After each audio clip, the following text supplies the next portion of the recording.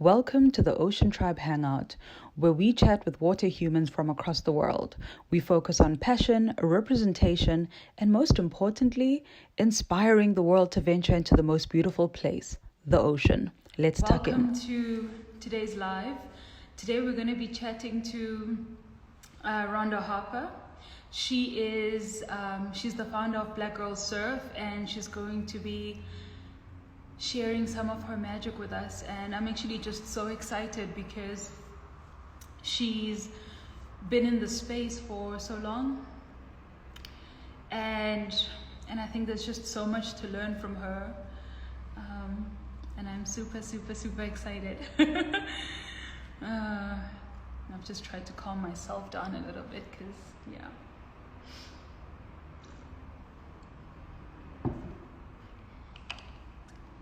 Hello, Kevin. Thank you so much for joining the chat. We are waiting for, let's see.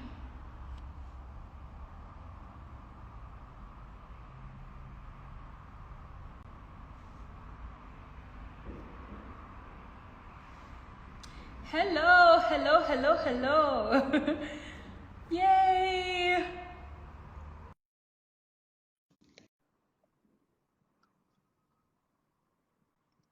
Hey.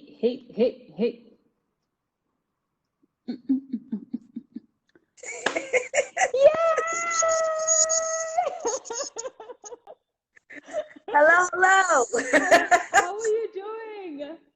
I'm doing fantastic. I'm just listening to the kids. It's fantastic. So the time on your side is 4 o'clock. Am I correct? It's 4 p.m. It's correct. It's 4 o'clock. And is it a sunny day? Because we're like in the midst of like this crazy cold and this cold front that's supposed to get worse over the weekend. No, it's absolutely gorgeous today. I mean, there's very few days in Senegal that have been like gloomy or dark and gray. And today is just not one of them. I was just watching the kids surf right now on that side. And then now I got kids on this side that are surfing. And I have windows all around my apartment. So that's all I see all day is surfing. That is amazing. I saw in one of your stories, you actually said you guys have no idea how amazing the site is because you've got like big windows and you're just looking at the kids play. And I think the one boy was trying to teach the other boy to surf, and you were like, and totally. Like it was like a 5-year-old that was teaching like a 1-year-old, and this little 1-year-old was determined to stand up. The little boy kept telling him like, stay down and I'll push you in, and kind of ride it like a bodyboard. And that little kid was like, no, I'm standing up. And he gets up and he's got his stance. And I was like, yes, little kid. It's amazing. It's amazing. I'm in the most amazing spot ever. I'd never imagined in a million years that I would be where I am today, like literally in time. So what's the most interesting thing is when you were talking, I'm in Dakar, I'm in Senegal, and I was like, I've never even thought about like the beaches out that side. Like I've never even thought about that as an ocean destination. And here you are opening up a world. I mean, yes, I'm in South Africa, I'm at the bottom down here, and Senegal's all the way up there, but I'd never thought of it as like, and just seeing your videos, I'm just thinking, wait, what? I'm missing out. You know, we have to go see. The world is missing out. You know, it's funny because there's a huge movie called The Endless Summer. Yeah. It's a surf movie. It's like our holy grail to surfing, right?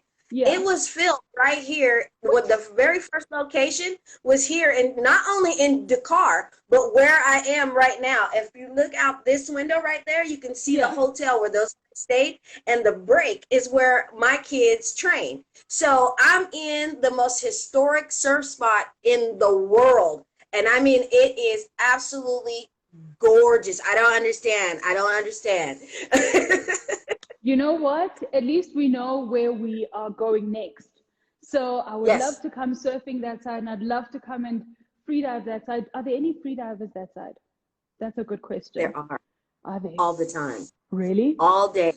Yeah. And listen, I just wanted to say this. I forgot to bring it in the room, but I wanted to go like diving So I'm a beginner. I used to snorkel in Hawaii. That's about as good as I can get.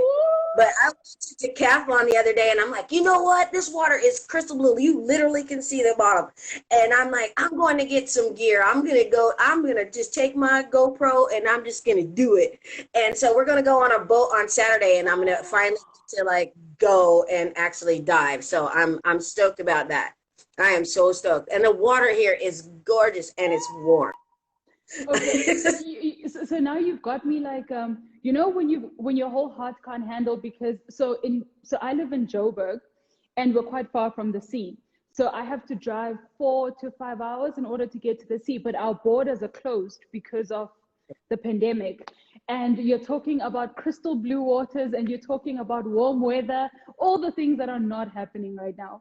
But hold on, before we get distracted, tell us about you. What sets your heart on fire? Like I could tell you it's probably surfing, but what's your purpose? What's your passion? When you wake up in the morning, what is it? I don't know if you can hear those kids right now, but when I wake up in the morning, kids are in the water, literally downstairs. As soon as I walk out 10 feet, there's the ocean. Every morning you hear kids playing in the water. We don't have this in the United States. And they look like me. Everybody looks like me, right? Like I don't have the problems that I have in the United States. It is such a I just get my cup of coffee, go out on my balcony, and I just watch the kids for like hours. When I'm on my lunch break, I literally work in this room where I'm at right now. And I'll get up and I'll walk to one side and I'll see the kids and they're in the water. And I walk on this side and I see the kids and they're in the water. And I come from a place where they say Black people don't surf. And so they say Black people don't swim, Black people don't surf. And here I am, and literally sitting in the middle of it. It's surrounding my being. So I'm the happiest being right here in Senegal. I'm stuck here, but I don't really call it stuck. I don't even know if I want to go home at this point. Girl, stay. Like, do not even go. And I mean, you're forever going to be, wherever you're going to go in the world, wherever you're going to be, in the time that you've been in Senegal, wherever you're going to be, you're going to wake up in the morning, grab a coffee, and you're going to say, I miss those voices playing in the water. When I woke up, on the left, on the right, when I'm thinking, I'm processing with these gorgeous Black kids that are in the waters, something that is so unfathomable, right? Because everyone's saying, Black people don't swim, don't surf, don't this, don't that. And you waking up to this gorgeous dream through and through. That's insane. Yes. I'm living it and creating it. And it's amazing for me, and I get choked up, especially when I'm talking about what's being done here specifically. I started out with one girl in California. When I leave here, as soon as the borders open, because the borders are closed right now, as soon as the borders are open, I fly to Sierra Leone, start their Black girl surf and get them up on and going, and their ocean is actually gorgeous. All of this started in Sierra Leone, so I get to take this model and take it to where it originally should be. Then I leave Sierra Leone and I go to Ghana and set Ghana's up, and Nigeria is setting theirs up, and then I have to go to Liberia. So it's going to be at least a good 2 months that I'm just going to have this in my life before I have to schlep it all the way back to California and start all over again, because we're opening up branches, it seems like daily. Like yesterday, we just got San Diego. So, I mean, it's what drives me every morning, these kids. What keeps me moving is the fact that people are out there and they're listening to me and they're saying, Rhonda, we did not know that you even existed. We didn't know, but let me come and join you and help you get this thing together and form, just like, let's just do a village thing. And that's what I originally had planned when I started this. So you have me like choking up. So I'm trying to listening to your passion has me like choking up, and I'm just like freaking out. What made you decide to start this beautiful movement? What made you decide to take your heart and put it out in the world and create and build on it? What made you go there? As a reporter, right? You're being sent out on these assignments. My assignment as a Black sports writer was to go and report on Black surfers. So if I'm going out on these missions and I'm going on these assignments and there's no Black surfers, there's nothing to write about. After a while, you have to put the pen down and you have to get behind the scenes and you have to figure it out and you have to do something about it. You can't just watch everything and wait for somebody to do it. I came from a civil rights background. My parents were in the NAACP. They did prison reform. I mean, my mom worked at EEOC. I mean, I could tell it was the inequality that in my family, my roots, in my spirit that I grew up around. I knew that this was wrong, and so I didn't want to sit on the fence. No, a lot of people want to sit on the fence. This is a very tough conversation to have when there's been so many decades of oppressive behavior, right? So this is not an easy conversation to walk into a brand and say, hey, you've excluded us for 40 years, you've been in business. Now, how are you going to fit us in this equation now that you've seen what Black Girl Surf is actually about? Like, what's this conversation going to be like going forward? And I'm going to tell you, it has been the most amazing experience to have to talk to these heads of these marketing departments, CEOs of the Surf League. It has been amazing because they have to sit and listen. They can hear it in my voice. I'm serious. I know what I'm talking about. Yeah. I'm not some guy who's just gonna make it up as he go. I went and I learned this system. I learned how.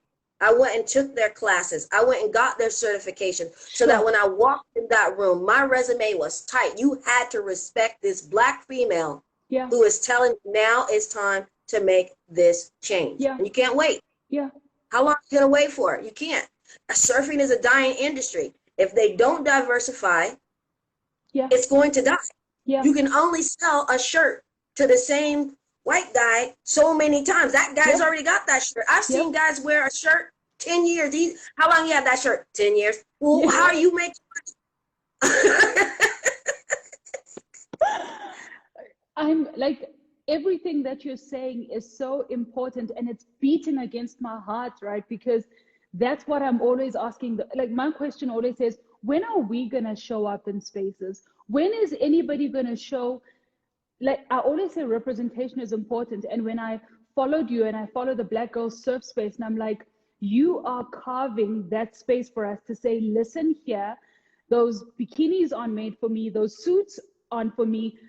I'm not a blonde-haired, blue-eyed girl. And every single time when we say surf or we say water, there's only one image that comes up, and it comes up everywhere. And you will never, ever find a Black face in between it. And you're saying, but hold on, but I exist.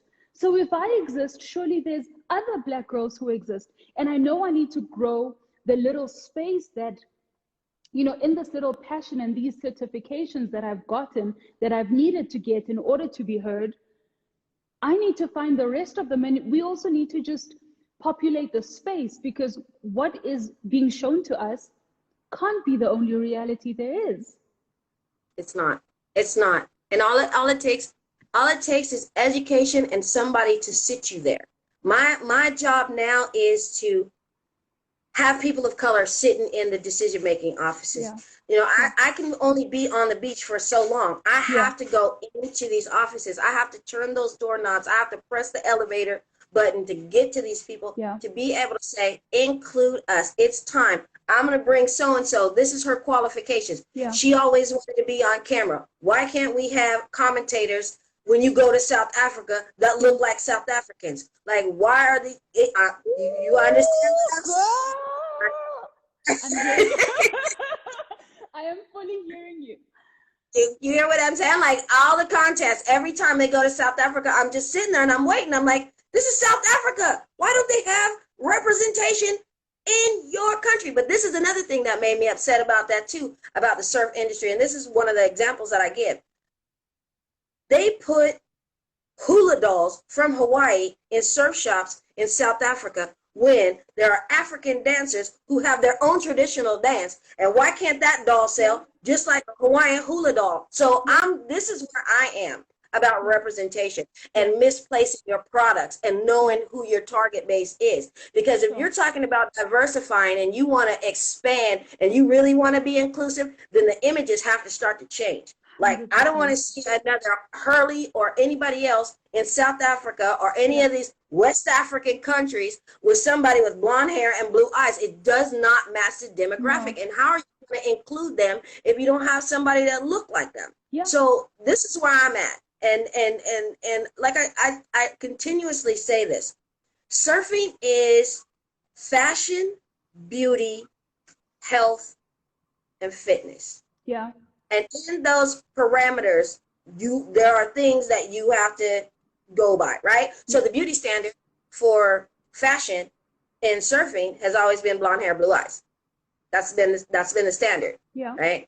But that's not the majority of us. That's actually the minority of us. Because if you look at the map, there's Asian surfers, there's Latina surfers. You know, the Brazilians came in by storm. Like, Brazilians have been here forever. Like, they already have their community set up. And we don't know that because the media doesn't play that. They don't play into that. They just want to keep showing you the same one. There's a girl in Brazil, and I say this all the time, and it never makes it into the media. There's a girl in Brazil. Her name is Suelen Narissa. She carried the Olympic torch in Rio 2016. She's a legendary surfer. Why wasn't she on the cover of Surfer magazine? Why wasn't she displayed somewhere? You put Kelly Slater up there, you put everybody else up there. Why was she the missing link, right? And she's a legend where she is. There are women. There's an African American woman, Sharon Schaefer, who was surfing in the mid 80s. Why nobody focused on them? When I was surfing, when I started surfing in 1984 in North Shore, Hawaii. Wow. And I wanted to be a pro surfer. That was my thing. I'm gonna be a pro surfer. I had my clothes, everything. I had the right board. I did all my stuff, learned how to surf. And there was nobody like me to show me how to get to where I need to go. No one, not one person. And when I went to Hawaii, I took a case with me. I took a green Hope chest with me on the plane. That's the only thing I took. And inside of that Hope chest, because I said I'll get clothes when I get there. But, inside the Hope chest, your parents got all these hopes, dreams for you. Inside of that case was all surf magazines. Oh, wow. Because I didn't want to leave those behind. Those were that precious to me. Yeah. And then I'm in Hawaii and I'm putting them in my bedroom. I'm putting them up on my, my bedroom wall. And then I'm in Hawaii now. I'm not in Santa Cruz area. And then I start seeing the people on the beach. And the people on the beach were the same color as me. So I started doing one of these numbers. Yeah. Taking them down. I'm like, gotta go. It's like, let me reach out and take that one. And then you have nothing. But surfing had always been that important in my life. It was one of the things that changed my life, right? I went from an angry kid to a calm kid just by learning how to surf. Like, you have to have respect for your body, your mind, everything, because one day you go out there and you're that angry and you're not paying attention, a wave can take you under and you're done. You can get your foot caught in your leash, strapped on a rock, something, anything can happen out there. So you have to be focused and you have to have respect for Mother Nature, because Mother Nature don't care about you. Mother Nature, when Mother Nature comes through, it's done. And I think like it's the same across in any sport that is water related. What the sea teaches all of us one thing: you better respect me. Like, no matter how big your shoes get and no matter how big your pants get, do you know how big I am? And at any point when you are overconfident, she almost like wants to be like, I just want to show you something. Do you know that I can rise up these waves to like a point where you're unable to ride them? Or do you know that my depth is, you think you can dive down to 100 meters on one breath? Fantastic. Do you know how deep I go? She's always almost saying, every single time we approach her with respect, and we approach to give. We don't approach to take. Yeah. And I love that you say, growing up, you were, maybe your mind was a little bit everywhere, and coming into surfing, she brought you home and she calmed you and she homed you. And I think that is the difference with the water. Every single time when people say, I want to dive, but I'm afraid of deep waters and I'm afraid of the sea. And I said, I don't think you understand how much she holds in store for you. because we Mm-hmm. hold so many fears. And when we meet her, and when we truly meet her, she takes our fears and she gives us love and light and peace. And then we just bloom. You can't Yeah, not bloom once you have fully met her. Your it's life true. will never be the same. Never, can't It's be. true. It's true. It's true. I mean, I'm a water baby. You know, that was one of the negotiating things that we had when we moved from the Midwest, like in the middle of the United States, to the coast. Like all of us were like, we're not moving to California unless we have a swimming pool. Like that was the negotiating factor. We're just going to stay right here Yeah, with grandma if you, yeah, if you don't get us a pool. And so that was like the beginning of the healing, right? Because yeah, I was already going through some stuff. So that was yeah, my circle. I would get up in the morning and I would do laps just before I would go to school, because I was yeah, going to school like in a racially like intense neighborhood, right? You were always getting called names, and that's why my parents sent me off to Hawaii, you know, because they were like tired of, you know, me fighting and thought I was going to end up in jail or whatever. And so I was just an angry kid. Yeah, I was like, that was me. And so I started swimming like right before I would go to school. And then I got on the swim team, and it was even more racist because I'm thinking this is going to wow, harm me. And then I get on the swim team and it's even more racist. So then I have to stop, you know, swimming competitively. And then the next step was, all right, I'm just going to go surfing. And I can surf by myself without that negative vibration, yeah, right? Because yeah, water is the healing factor. And when you have that negative factor in there, whether it be localism or just straight up misogyny in the water, yeah, you know, you can really, I can hold my breath a lot longer when I'm by myself than when I have a whole bunch of people that are sitting in the lineup with me. yeah, And that's a fact, right? Because I'm stressed. I yeah, already stressed because I don't know what's going to happen with these people right here. yeah, But when I'm by myself, I can be out there for hours and hours and hours without having to think about anything, right? sure, Just on my board. There's a beautiful picture of me somebody took, and it's just, I had gotten off my board and I was just on the side and my feet were just, you know, they were just hanging off, you know, and yeah, a bird was flying right at the right time and they took the photo. And when I saw the photo, it made me cry because right at that minute, I was saying, I had just come from surgery. I'd just been out of, it was the first time I'd been in the water since I had neck surgery. And I was like, this is my home. It was the yeah, first day I was back in the water. And yeah, so I was like, this is my home. This is my peace. And to catch that moment yeah, in time was just amazing for me. yeah, So um, I can't talk about surfing enough without smiling. Like you can't, like I can't talk about the water, right? So just think about this in this situation. I'm literally stuck outside of my country by yeah. myself. It's the first time I've ever been to Africa in my Wow, life. wow, you didn't say this. This is important. During a pandemic, right? And because I have the ocean around me, I'm okay. You're at home. You're at I'm at home. home. I don't even Everywhere want she to leave. is, you are home. Yeah. And I just was like, I was saying this last night. I was like, I should be freaking out if I was landlocked somewhere during a pandemic and this is all going on and I'm by myself. I have no family here. I Yeah. don't speak the language. There's only Wolof and French going on here. Yes.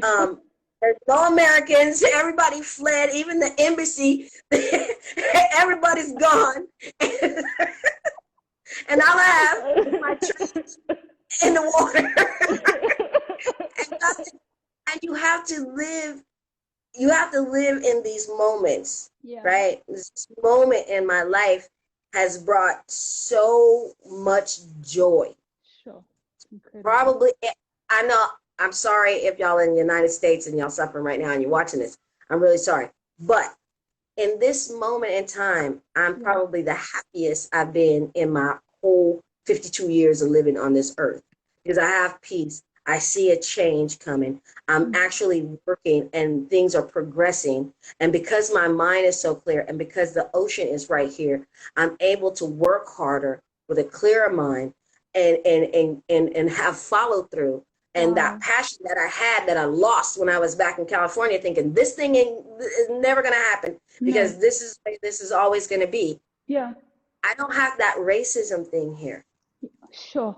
Wow. Wow. Do you know how loaded what you just said is? You said there's no, that racism thing is not there. That is so loaded. You're able to think, you're able to breathe, you're able to be without the apologies and the explanations and the fighting. Oh man. Hold on. So everybody looks like me. but you know, but that's just it. And I think people take for granted how good it feels to be in a space where you can share passion as well with people who look like you. It's not to say that at any point you're always saying, you know, where are the black or brown people? I'm only wanting to surf if there's only black or brown people. But there is something that is so homely about actually saying, you know, I'm not the only one. It's just, it's not cool. And also, you know, I read your story when you came back to your fantastic car and someone had written, "Go home and you were excited. You were like, woo, you know, I love the ocean. I've just come back. And then someone saying, hey, you actually don't belong here. You should go home. And you're like, but this is my home. That's my home. It was my home. Like I get choked up about it because that was the very first beach I'd ever laid eyes on. To this day, when I go to Santa Cruz, even if I'm going to go surf at my regular break, I go there just to remember my mom took me there before she took me to Disneyland, right? So I fell in love with the ocean before I saw Mickey Mouse and all those things that were on our television when we lived in the Midwest. It was Mother Ocean that I fell in love with first. And to come back home after you've been brown like everybody else in Hawaii, and you come up and your car is beautiful, right? Yes. That car was beautiful black car. It was beautiful. And to come up and see that written on the side, and it was a hot day, so it's starting to melt. Right? So I have to get a whole new paint job and the car was brand new. And so I wouldn't even drive the car. I was so embarrassed. I didn't even drive the car. My boyfriend at the time, he was like, I'm just going to drive it because just in case somebody, whoever that was still around, he was like, I'm going to make sure that, you know, we're safe. So I'm going to drive the car home. And he did. And I just was thinking about how I was sunk down in the seat, right? Because now you have this Caucasian male driving this car with this thing written on the side. Where is the person that is actually the target of this thing? And I had the seat leaned all the way back because I couldn't, that was like so, we actually stopped dating after that too, because I never wanted, I knew that was one of the reasons, because it was consistently happening in the Bay Area. It was so, we would go to the movie theater and it would happen. Like interracial relationships were not, in the 80s, that was like, oh no. So especially in my area of California. And so we ended up like parting ways because he was like a pilot, like a military pilot. And it was becoming like where he was having to fight and he could lose his, he could lose his stripes, and, he didn't want, and I didn't want that for him either. And I didn't want that for myself, that type of negative tension every time we went out. So we just decided that we were going to be friends after that. And we rarely were seen in public, after that. But yeah, when you go and you learn something and you hone that skill, you feel like you're a part of something bigger than life, right? But you really aren't. You're just a visitor. Yeah. Right. At that moment, I was a visitor. I wasn't with them. So it's funny now because I'm with them and the gatekeeper for what's happening now. And so that life experience led me to where I am now, because I said that would never happen again. So now when I go on Lighthouse Beach and I have my Black Girl Surf hat on and I have my Black Girl Surf t-shirt on, they're like, hey, that's Rhonda, hey, there goes Black Girl Surf. It's a whole different mood. But when I was 19 and going through that, it's devastating all the way around. Psychologically, everything was it was so devastating for me. But that's the hard thing, right? So I often say that what makes it difficult to be a Black person in a majority white sport is that half the time, if you're not dealing racism, you're dealing different levels of being excluded, be it if it's just by language or if it's the requirement to assimilate or disassociate from Blackness and Black pain and all of Yes. that in order for you to exist in that space. And I have to Yes. tell you a story. So recently, I had to leave a spearfishing group because I was like, hold on, Black Lives Matter is happening, police brutality, gender-based violence in South Africa is a massive problem. Hey, we haven't said anything, and we're like a women's spearfishing group. We should probably say something. And everyone's like, we don't do politics. I'm like, wait, what? Wait, what? You don't do politics? Oh, okay. Maybe Black Lives Matter could be politics because like the white cops are killing the Black people. I don't know. Maybe that's politics. Maybe even if we said police brutality was politics because it's the system killing the people.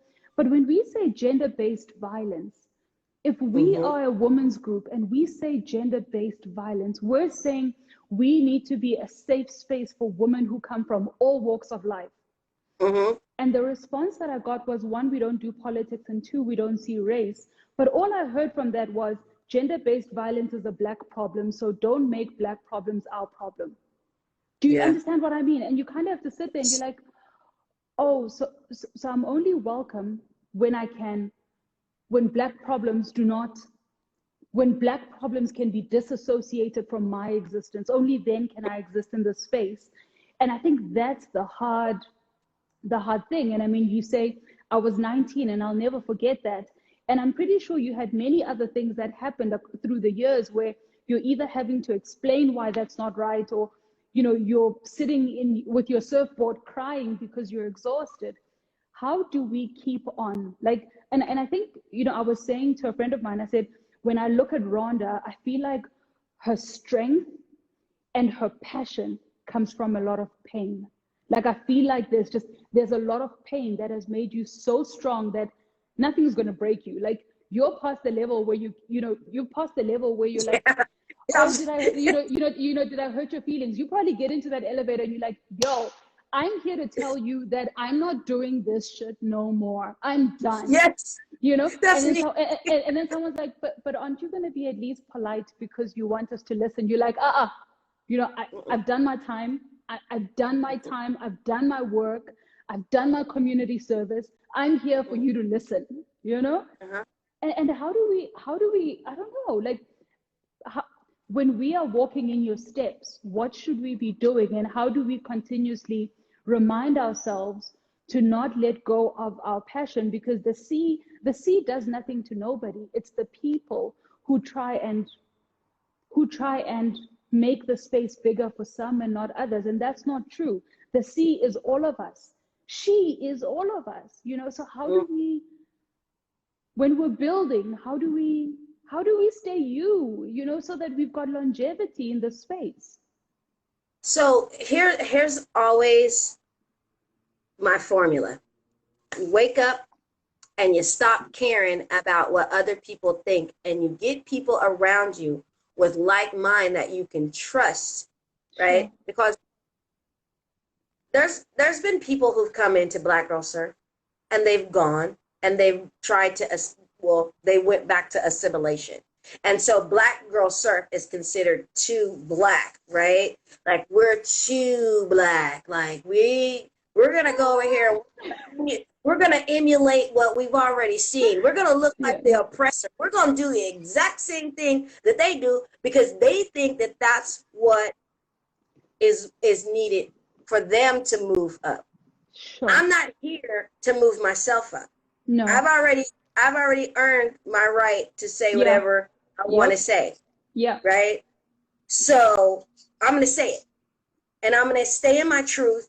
And I'm going to get this thing done with as much integrity and honesty and dignity as possible. I'm not going to, I'm no longer that girl who was afraid to, because there's been times where, I do these things and then I retreat, right? Yeah, yeah. I get a plaque right? A black plaque in the middle of a white city, and then I kind of retreat. I moved to Hawaii, right? Again. So I would do that. And I would do these wonderful things. Even after we created the Africa Surf International, I kind of retreated when the Ebola struck, and it gave me time to like, okay, maybe that was not the right time, da da da da. But in that time, I was able to create Black Girl Surf, because in that time, I realized that there was a need. So I honed in on that one specific area, and I stayed focused. And there's a movie called The Godfather where they say we're going to go to the mattresses on this one, and I went to the mattresses.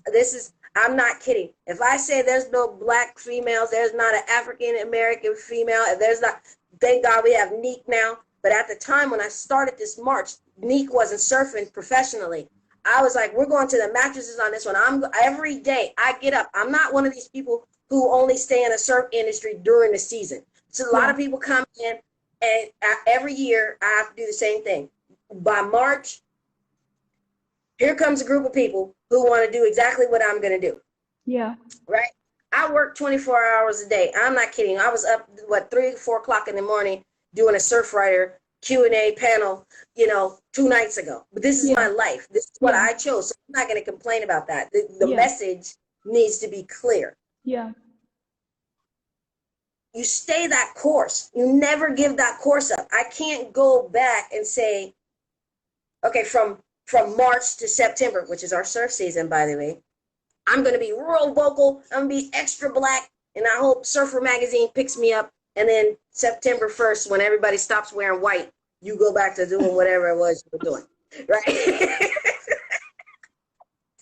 Now you over there. That's not me. That's not, because the kids don't stop. No. Even when we stop surfing in California in September, the kids start surfing somewhere else. It's somebody's winter when we're having summer, right? And vice versa. Yeah. So I don't ever stop. This is a 365. You can't. Somebody called me in the middle of the night, Rhonda. They don't even know what time the difference is in time. Yeah. Rhonda, I can't get my screw out of my surfboard, right? They in my DM. I can't get the screw out of my surfboard. So I'm like, okay, this is what you do. But you have to do that, because this is a process, right? Yeah. And this is a village. And right now the village is very small. Yeah. Right? And everybody's trying to take what they can take and do what little things that it can do. I have to be the nucleus for everybody and never give up, because if I stop, who's going to keep going? Yeah. There's a lot of people who duplicated what I've done, but they haven't been able to move the pendulum the way that I've done.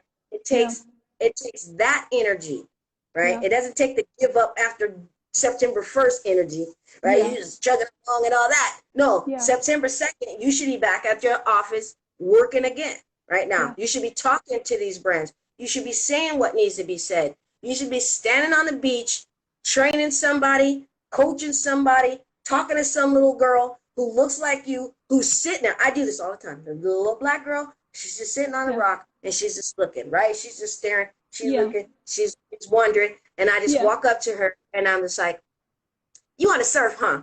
Yeah. And she, can I? And of course, I'm going to take you out on a tour. Yeah. I'm going to take you in that little whitewater. That's the kind of stuff. That's how you build a community. Yeah. You don't build a community by being selfish and having these little selfish things that you want for yourself. Yeah. My dad he worked in the employment office, and when vets used to come back from the war, he used to get them jobs, right? And there's 2 things that he used to say. If they don't have a job that you want, create it. That's number 1.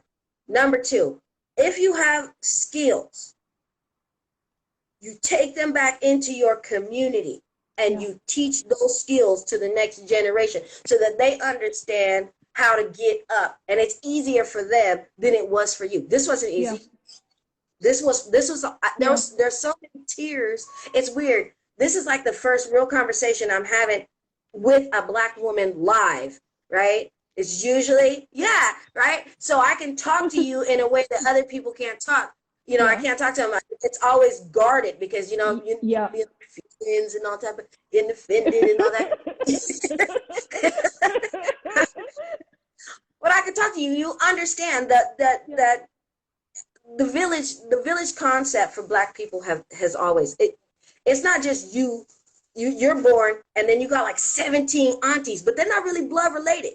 No. Right? Yeah. They're just living in the community that was making sure you were okay. And you had like 19 uncles that were gonna make sure that first date went all right, or there's gonna be some problems. You didn't, I mean, the blood related ones were even crazier. So it always has taken a village, right, to build anything that we've had as Black people. Yeah. And all I am saying is, they call me Mama Africa here now. All I'm saying is, you have to start somewhere. Yeah. And it has to be a person. And you can't say, why does it have to be me?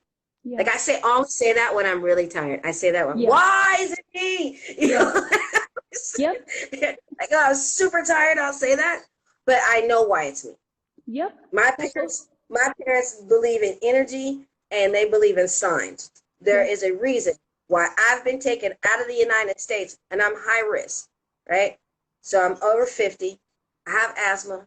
I've had chronic bronchitis my whole life. And I've been set in beautiful Senegal, right? During a pandemic.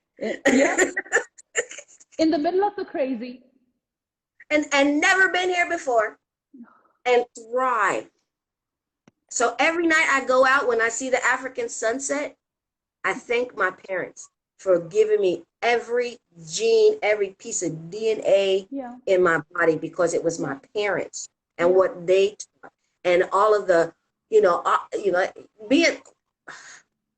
when you're a kid, you don't understand why your mom sends you off. I mean, my mom sent me off to Hawaii, so there was a little bit of, a little tension there, right? Why are you going to send me away? Why I got to leave home?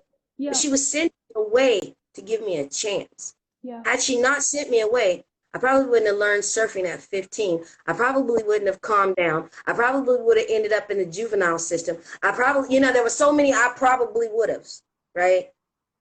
Because I was already getting in trouble at school. And in the United States, we have that school to prison pipeline. They start real young, when you're real young, arresting kids like when you're 7. And then you start going into the prison system. And my parents didn't want that for me. So me being sent off to Hawaii it speaks volumes to who my parents are, because they sent me to a 19-year-old. But it also tells you about, there's this famous quote, I think it's by Steve Jobs, and it says, you can only connect the dots looking back.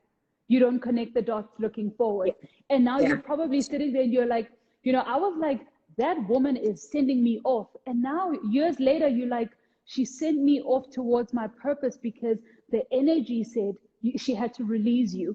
She had, you had to go find your own wings in Hawaii, where you would then start to see, you would find your purpose. And from that purpose, you would build community and you would go to the world with it. And that essentially is what it is, right? And I look at you and I just think, this is incredible, because and this is the most important thing, seeing a woman who looks like me, and I'm walking in the it almost feels like the shoes are not, they're not as tiny. And I always say, wherever you go, you need to walk around like with your hands spread out, so that whenever someone says, there's another Black girl, and someone says, do you guys remember Rhonda? So if you think that girl is crazy, Rhonda is the one who broke the walls down. And we have a responsibility that when we walk through the passageways, we don't walk across narrow trying to not disturb anybody. We need to walk with all of our hands out, and we need to live, and we need to thrive, and we need to create space so that the little girl, the little Black girl who follows our steps, when she walks in and she is crazy, someone says, I would be surprised, but Rhonda was actually here. And if you know Rhonda, you know that she broke down the box, and she broke down the stereotype of how women should exist, or how Black women should exist. And we owe it to ourselves to always be so authentically so in space, that we create space for those who come after us to be safe in their expression. And when they push the walls even further for those who will come after them. So I'm 100% like behind that, Tell us about Neek Miller. Tell us about Neek Miller. Oh my God, Neek is amazing. Like Neek is one of the most amazing women that I've ever met in my entire life. So Neek is a longboarder from Hawaii who is now competing in the professional surfing circuit. We haven't had one in the last 20, almost 30 years. Sharon Schaefer was the first, and now we have Neek Miller from the United States. But I have to give a shout out because you guys have two in South Africa who are doing the exact same thing. And when we're talking about influence and how we need to open the space for girls, there was a girl years ago named, well, I can't say years ago because she's still young. Her name is Sam Keeley. And she lives in South Africa. Sam Keeley. Okay. It's a longer name, but I cannot pronounce it. But her name is Sam Keeley. She was sponsored by Roxy a couple of years ago. Okay. And because she was going through some, well, we all know surfing is racist. She was going through some things down in South Africa, and she decided to quit surfing. Yeah. She was the very first Zulu to enter professional surfing. Yes. I think she's 19 now, but she was 15 at the time. Yeah. But you didn't hear about her. No, we didn't. The system broke her, and then this is what happened. Every month I was in her inbox, Sam, when you coming back? Sam, when you coming back? Sam, when you come back? And she would say, I'm not coming back. I'm just so torn up about it. I don't know what I'm going to do. I mean, I'm so hurt and all this. And then she sees Black Girl Surf go up, up, up. And she sees more and more girls who look exactly like her. Oh. Sam Keeley came back last year. Shine, shine, shine, shine. And I love that. I love the story. Yes, you should look her up. She's a wonderful little girl. She is one. I can't say she's a young woman now, but she was one of the girls that we were going to send for when we did when we first started Black Girl Surf. But she was so young, we didn't want to send for her to go to Sierra Leone right before the Ebola thing because, you know, she would have been there. She was like 11 or 12. She was real young, and we didn't want to have a chaperone to come into this contest. But she's been around since forever. And there's another one. Her name is Snee, S-N-E Makubu. She's in South Africa, and she's on tour right now. Okay. Sam broke the mold for Snee, and now Snee was here in Senegal doing the Senegal Pro last year. Oh, so I can't just say it's just us. They've been watching us, and they've been seeing the progression that we're doing. And I remember seeing Snee in pictures when she was younger, and there'd be 4 Caucasian girls next to her, and you would see her like in the, you know, you got your trophies, and everybody's supposed to lean in and hug each other, and you like, see, she's because she could tell she wasn't like in the pack, and so that was another reason why I kept going forward. So other little Black girls didn't have to feel like that. Sam Keeley broke my heart leaving surfing. Broke my heart. I had never been devastated like that about a surfer walking away. Neek Miller is fantastic. She's not going anywhere. She is self-assured, and she is going to hit 9 goals. There are 2 young women right now in South Africa that need that exact same energy that we all give Neek Miller. And that's me and that's Sam Keeley, because those girls can surf. Wow. They can surf. And I mean, when I say they can surf, they're surfing at a level as high performance. They should be going to the Olympics. Don't get me started on the Olympics, but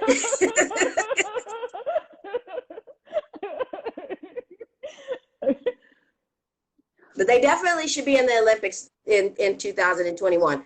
And the 2 people from South Africa that have been selected so far are not indigenous.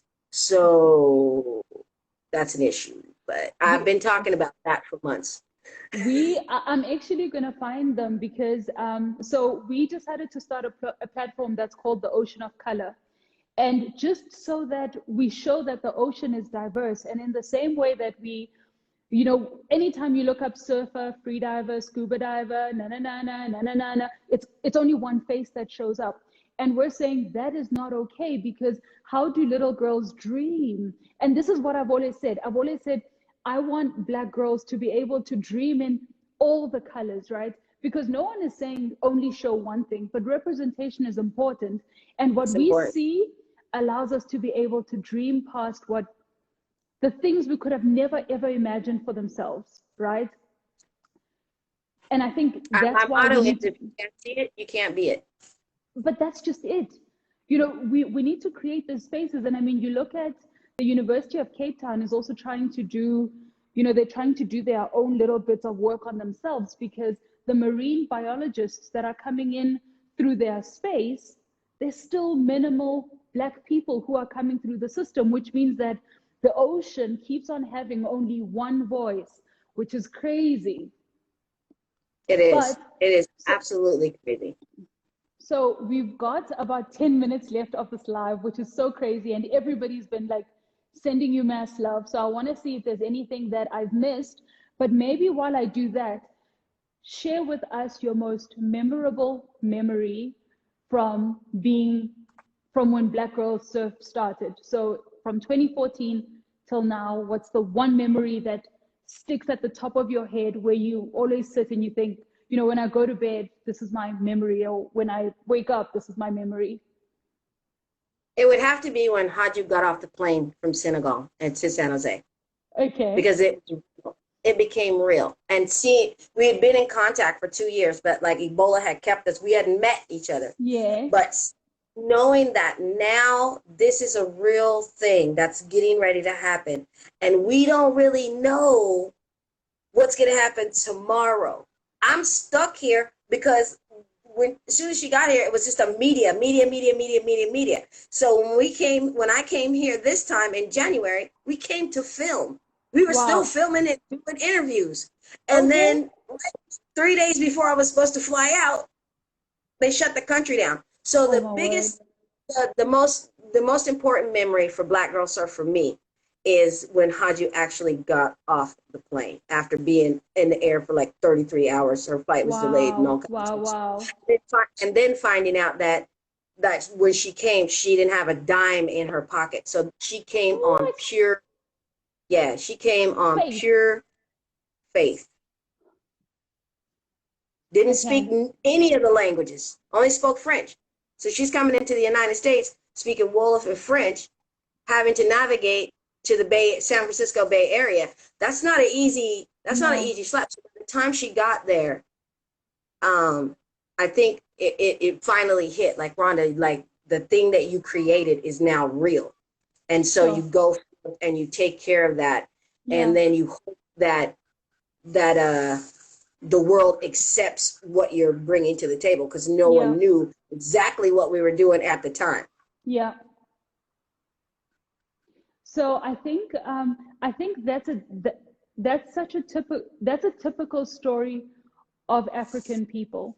At any point, you do what you need to do without fear. If she pitched up there without a dime in her pocket and she said, "I'm gonna figure it out," I know what that feels like. Yes. I completely know what that feels like. So someone was saying, so Sheikh G says she's been involved in the surf industry for the past 8 years, and I can relate to what you're saying. You become the go-to for all the new and first-gen colored surfers, which is important, right? So in South Africa, I'm the first Black female freediving instructor.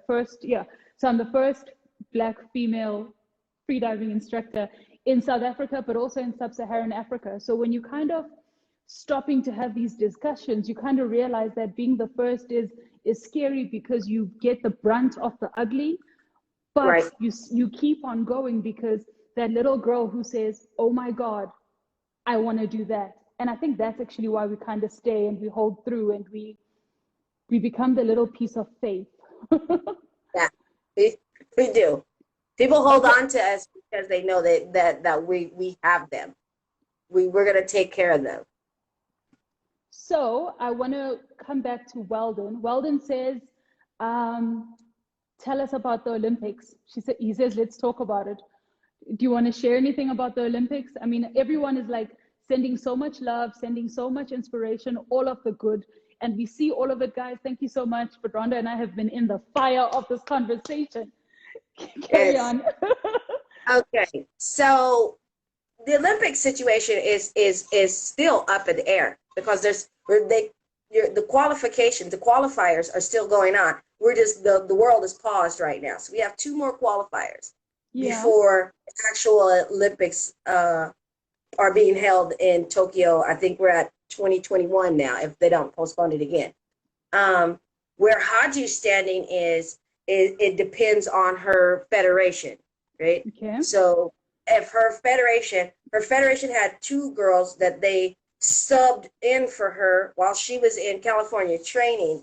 So if they decide to put her on the roster, that's a patriarchal thing. Yeah. So if they that's a whole other IG. I cannot. So if they actually put her on the roster, then she has 2 more qualifiers. There's 20 more spots left. 20 have already been taken by professional surfing. If the WSL had have kept their contest in Africa, this is one of the things that I was discussing with the World Surfing League. The one way you could get in was you could go through the WSL and you could qualify. You have so many points, and then 2 people from that tour would go on to the Olympics, right? So Africa contests were all canceled. You had 2. You had 1 or 2. They had the Senegal Pro, and then I think they had 1 or 2 in South Africa. Well, the amount of points that you need to even qualify to get in the CT, to get into that position where you're in that Olympic thing is astronomical. That means she would have to do contest after contest. And when you're Black and you don't have a sponsor, and you don't have a sponsor because you're Black, You took it there. Okay. This is true. Yep. Carry on. what can you do? So the other way is to go through the federation, right? Yeah. Your local association that has the Olympic chair, and this is where they're going through. Okay. Well, you're in a patriarchal system. Sure. They say who goes who, where. And if they don't like you, then you don't go, right? So this is where we are. And it's funny that we're having this conversation right now. Because this morning I had to make a decision about the person that made the decision for her not to go to Japan. Wow. So life will come full circle. Yeah. Eventually, right? Yeah. You do wrong to somebody and then keep waiting. It's going to come right back to you. Yeah. And this morning was poetic justice when I was able to say, this person cannot work with Black Girl Surf. Ooh. You can't work with Black Girl Surf if you kept one of the main Black Girl Surf from going to Japan. There's no way you can do that. I can't trust you like that. You wouldn't even register my people for a contest because they were with Black Girl Surf. So I'm supposed to trust you with all of my girls as a coach and a trainer. Life is funny like that, and men need to stop playing women like that. Men think that women are, I don't know about South Africa, but I know Black women in the United States, and we're not ones to be playing with like that, because we don't have that fear. There's no, like, I understand this society. I've been here long enough to see it, and why things happen the way that they. But it's a good thing that they have an African American female who don't play that, who doesn't care about your feelings. And now we're going to get this job done. So tomorrow when I have this conversation again with these people, these potential sponsors, and they say, well, we talked to so-and-so and we'll find out what he has to say. What's going to happen is, like I said, I already denied him once. That's it. You're not doing this. But are we going to use this place to do this? And it belongs to him. And if he's not a part of it, then we'll do it. But if he's part of it, we're not going to do it. We're not going to do it. Because you already held women down. I can't trust you with little girls. We have to move forward. This remains one of the biggest problems. Patriarchy is the biggest problem. Everyone is always trying to tell women how they should live, how they should be, how they should behave in order for them to be allowed into the room to sit. Rhonda, give us your last 30 seconds. Instagram is telling us that we have to cut this out. Give us your last 30 seconds of love. Thank you everyone for joining us. Yeah, thank you for having me, and thank you for letting me have this candid of a discussion. I haven't had one this candid ever, and so I appreciate you for that. My 30 seconds, I want to say to every woman that's watching and every woman that will watch, if you have a dream, let no person put you under. You go for it. You find the people that can get you there, whether they like it or not. Stay